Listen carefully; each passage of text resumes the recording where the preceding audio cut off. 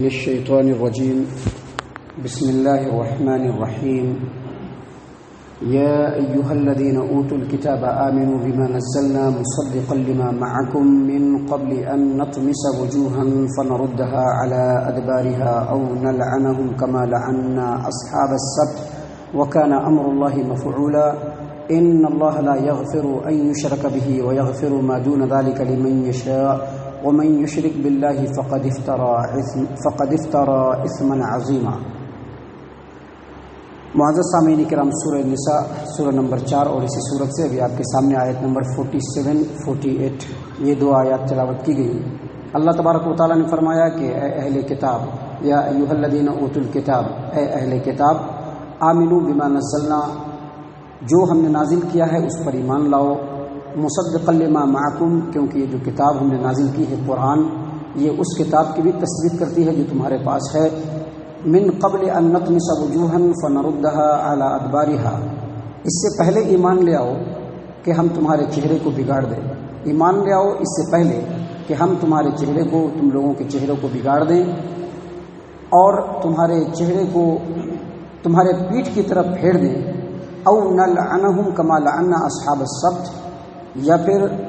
جس طرح سے ہفتہ والوں کے اوپر، اہل سبت کے اوپر ہم نے لعنت اور پھٹکار ڈال دی، اس طرح سے تمہارے اوپر لعنت اور پھٹکار ڈال دیں۔ وکان امر اللہ مفعولا، اور اللہ تبارک و تعالیٰ کا حکم تو نافذ ہو کر کے رہتا ہے۔ معزز سامعین کرام، آپ دیکھ رہے ہیں کہ آیت نمبر 47 میں اللہ تبارک و تعالیٰ نے اہل کتاب کو خصوصی طور پر مخاطب کیا،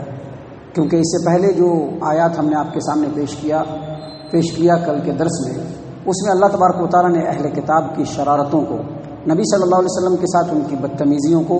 اور انہوں نے جو اللہ تبارک و تعالیٰ کے ساتھ بغاوت اور نافرمانی کی، ان تمام باتوں کو کل کے درس میں ہم نے بیان کیا۔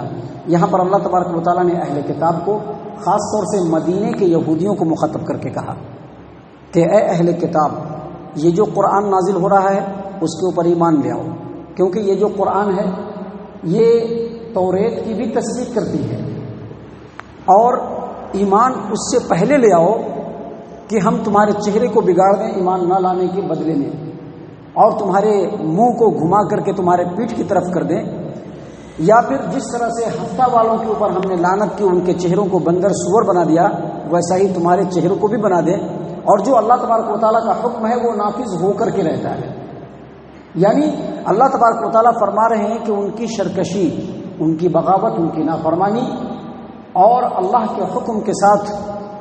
ان کا جو رویہ ہے وہ اس قدر بگڑ چکا ہے، ان کے جرائم اتنے شدید ہو چکے ہیں کہ اب ان کی سزا یہی ہے کہ یا تو ان کے چہرے کو گھما کر کے پیٹھ کی طرف کر دیا جائے، یا پھر جس طرح سے ہفتہ والوں کو، اہل سبت کو بندر اور سور بنایا گیا تھا ویسا ہی ان کو بنا دیا جائے، یا نہیں تو یہ اس سے پہلے ایمان لے آئیں۔ ان کے لیے بہتر ہے کہ اس طرح کا عذاب آنے سے پہلے وہ ایمان لے آئیں۔ سامعین کرام، آپ آیت کریمہ کے اندر دیکھیں، اللہ تبارک و تعالیٰ نے فرمایا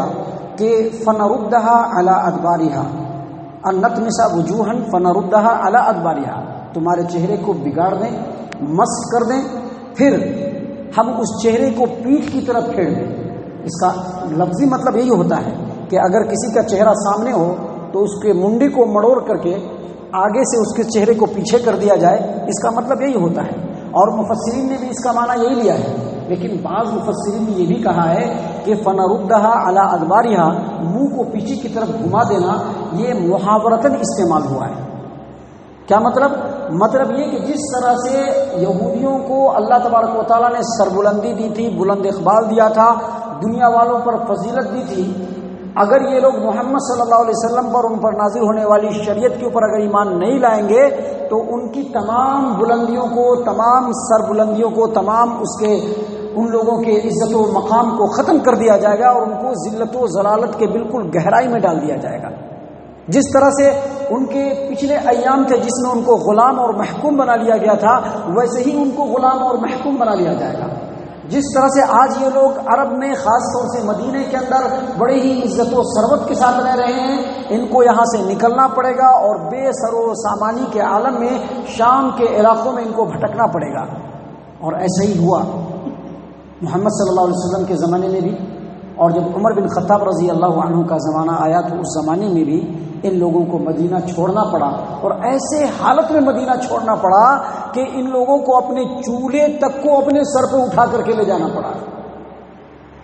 گویا اللہ تبارک و تعالیٰ نے اس آیت کریمہ میں اہل کتاب کو، خاص طور سے یہودیوں کو یہ چیلنج دیا، ان کو یہ وارننگ دی کہ یا تو تم محمد صلی اللہ علیہ وسلم پر ایمان لے آؤ یا پھر تمہارا حشر بہت خراب ہونے والا ہے، اور جو اللہ کا حکم ہے وہ ہر حال میں لاگو ہو کر کے رہتا ہے۔ معزز سامعین کرام، اگلی آیت کریمہ میں اللہ تبارک و تعالیٰ نے فرمایا ان اللہ لا یغفر ان یشرک بہ ویغفر ما دون ذلک لمن یشاء ومن یشرک باللہ فقد افتری اثما عظیما۔ بے شک اللہ تبارک و تعالیٰ شرک کو نہیں بخشتا ہے کہ اللہ کے ساتھ شریک ٹھہرایا جائے، لیکن شرک کے علاوہ جتنے بھی گناہ ہیں اللہ تعالیٰ اس کو چاہے تو معاف کر سکتا ہے۔ اور جو آدمی اللہ تبارک و تعالیٰ کی عبادت میں، اللہ کی دعا میں دوسروں کو شریک ٹھہراتا ہے، اللہ فرماتے ہیں کہ اس نے بہت بڑا بہتان باندھا اور بہت بڑا گناہ کا کام انجام دیا۔ دراصل اس آیت کریمہ کو یہاں پر پیش کرنے کا مقصد اور مطلب یہ ہے کہ اہل کتاب یہود و نصارہ کہنے کے لیے دعوے کے اعتبار سے تو توحید پرست تھے، لیکن دونوں کے دونوں قوم مشرک، اس زمانے میں بھی اور آج بھی دونوں کے دونوں قوم مشرک۔ اللہ تبارک و تعالیٰ کی توحید کا دعویٰ کرنے کے باوجود عزیر علیہ السلام کو اللہ کا بیٹا ماننا، عیسیٰ علیہ السلام کو معبود ماننا، یا عیسیٰ علیہ السلام کو اللہ کا بیٹا ماننا، یا مریم علیہ السلام کو اللہ تبارک و تعالیٰ کے حصوں میں سے ایک حصہ ماننا، یہ صریح شرک ہے۔ اس لیے اللہ تبارک و تعالیٰ نے یہاں پر کہا کہ شرک بہت بڑا گناہ ہے، اتنا بڑا گناہ ہے کہ اللہ تبارک و تعالیٰ اس کے علاوہ تمام گناہوں کو معاف کر سکتا ہے لیکن شرک کو معاف نہیں کرے گا۔ اللہ تبارک و تعالیٰ نے اپنے قرآن سورہ لقمان آیت نمبر 13 میں کہا ان الشرک لظلم عظیم، بے شک شرک بہت بڑا ظلم ہے۔ اور محمد عربی صلی اللہ علیہ وسلم کے سامنے عبداللہ بن مسعود رضی اللہ عنہ نے پوچھا اے نبی صلی اللہ علیہ وسلم ای الذنب اعظم، کون سا گناہ بہت بڑا ہے؟ نبی صلی اللہ علیہ وسلم نے فرمایا ان تجعل للہ ندا وهو خلقک، اللہ نے تم کو پیدا کیا، اس کے بعد بھی اللہ کی عبادت میں تم دوسروں کو شریک ٹھہراؤ،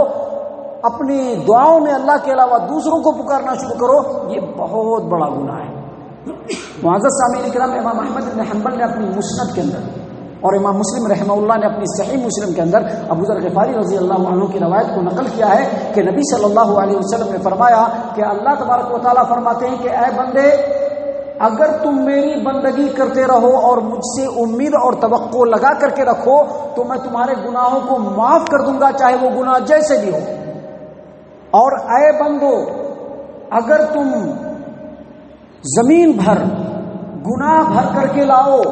اور اس گناہ میں تم نے شرک کو آمیزش نہیں کیا ہو، نہیں ملایا ہو، تو اللہ تعالیٰ اتنی ہی بخشش اور مہربانی کے ساتھ تم سے ملے گا۔ اور صحیح بخاری کتاب بدء الخلق کی روایت ہے کہ آپ صلی اللہ علیہ وسلم نے فرمایا کہ اللہ تبارک و تعالیٰ قیامت کے دن ایسے بندے کو بلائے گا جس کا گناہ، جس کا عذاب بہت ہلکا ہوگا لیکن اس کو ہمیشہ جہنم میں رہنا ہے۔ اللہ تعالیٰ بلائے گا اس کو اور کہے گا کہ آج زمین و آسمان کی تمام چیزیں تمہاری ملکیت میں دے دی جائیں، زمین و آسمان کی تمام چیزیں تمہارے ملکیت میں دے دی جائیں، تو کیا تم اس کے بدلے میں جہنم کے عذاب سے بچنا چاہو گے؟ کہا کہ اللہ تبارک و تعالیٰ ہم دینے کے لیے تیار ہیں اور جہنم کے عذاب سے بچنے کے لیے تیار ہیں۔ اللہ تبارک و تعالیٰ فرمائے گا کہ اس سے بھی آسان کام ہم نے دنیا میں کہا تھا،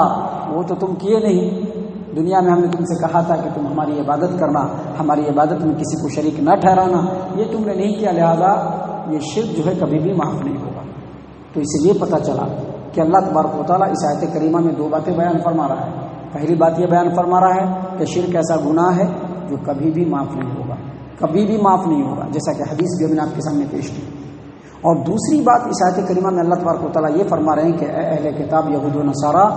اگر آج تم شرک چھوڑ دو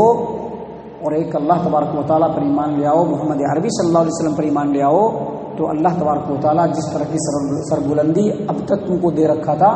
آگے بھی سربلندی اللہ تبارک و تعالیٰ تم کو دے گا۔ یہ چیز صرف یہود و نصارہ کے لیے نہیں، صرف یہ چیز مسلمان کے لیے بھی ہے۔ مسلمان بھی اگر شرک کو اپنائیں گے جیسا کہ آج کے ڈیٹ میں اپنا رہے ہیں تو ان کو ذلت ملتے جائے گی، سربلندی نہیں ملے گی۔ آج ہماری سربلندی جو نہیں ہے اس کی وجہ یہی ہے کہ ہمارے اندر شرک جو ہے وہ کسی نہ کسی انداز میں ہے۔ تو شرک جب تک رہے گا امت مسلمہ میں، امت مسلمہ کو بلندی نہیں ملے گی۔ شرک سے اگر امت مسلمہ آج بھی پاک ہو جائے تو جس طرح سے ہمارے اسلاف نے سربلندی کے ساتھ اس نوع زمین پر زندگی گزاری، ہم بھی زندگی گزار سکتے ہیں۔ اللہ تبارک و تعالیٰ سے دعا ہے کہ اللہ تعالیٰ ہم تمام کو ان باتوں کے اوپر غور و فکر اور تدبر کرنے کی توفیق عنایت فرمائے، ہم تمام کو ہمارا رب صحیح معنوں میں مومن اور مسلمان بنائے، اللہ تعالیٰ ہم تمام کو جنت الفردوس میں جگہ عطا فرمائے۔ اے اللہ ہم تمام کو جہنم سے پناہ دے، اے رب العالمین ہم تمام کو جہنم سے پناہ دے، اے مالک الملک ہم تمام کو جہنم سے پناہ دے، آمین یا رب العالمین۔ وما علینا الا البلاغ المبین۔